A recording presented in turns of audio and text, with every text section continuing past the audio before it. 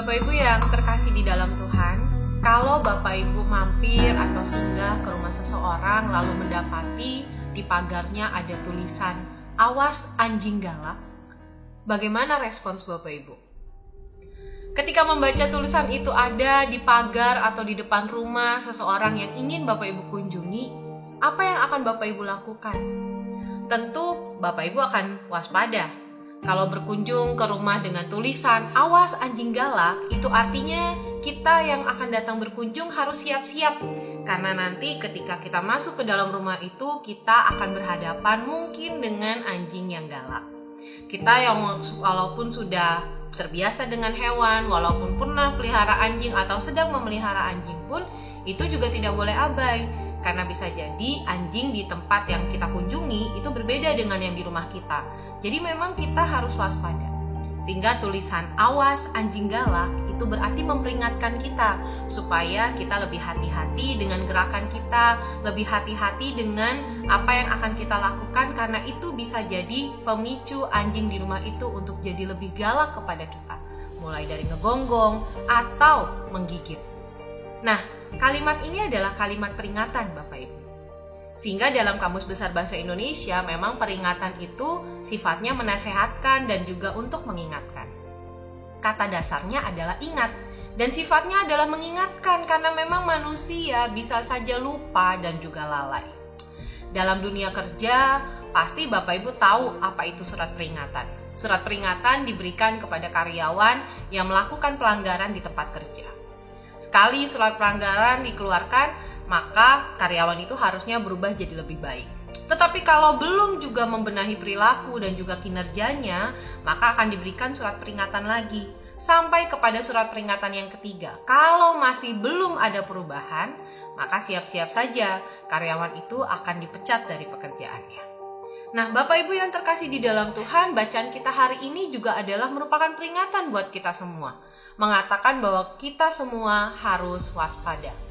Seringkali kita hanya sibuk untuk mengingatkan orang lain, lalu lupa untuk menjaga diri. Dalam Yehezkiel bacaan kita tadi ayat 18 dikatakan, "Jikalau orang benar berbalik dari kebenarannya dan melakukan kecurangan, ia harus mati karena itu." Dalam ayat ini dituliskan jikalau orang benar berbalik dari kebenarannya dan melakukan kecurangan. Artinya bisa saja orang yang baik atau yang selama ini dikenal sebagai sosok yang baik itu berlaku curang, jatuh dalam kesalahan, jatuh dalam dosa. Maka dari itu sebenarnya peringatan itu bukan hanya diberikan kepada orang yang sedang melakukan pelanggaran, tetapi buat kita semua. Karena kita semua sangat mungkin jatuh dalam dosa, sangat mungkin melakukan pelanggaran. Karena kita adalah manusia yang tidak sempurna dan terbatas. Kita banyak lupanya, kita sering lalai, kita sering abai. Maka dari itu harus sering diingatkan, harus sering diberi peringatan. Dan maka dari itu kita juga harus bisa menerima peringatan dan bersedia untuk diingatkan. Nah, dari siapakah datangnya peringatan ini? Macam-macam. Bisa dari suami, bisa dari istri, bisa dari orang tua, bisa dari adik atau kakak atau siapapun yang ada dalam hidup kita. Nah, peringatan-peringatan ini jangan langsung diartikan bahwa mereka nggak suka terhadap kita. Bukan itu. Bisa jadi peringatan mereka adalah untuk mengingatkan, siapa tahu kita lupa, siapa tahu kita lalai, siapa tahu kita abai.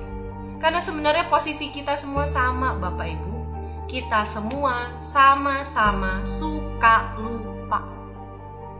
Bahkan tulisan yang ada dalam Alkitab kita, termasuk bacaan kita Yehezkiel 33 ini, itu adalah peringatan untuk umat manusia dari zaman dulu sampai sekarang masih saja harus diingatkan.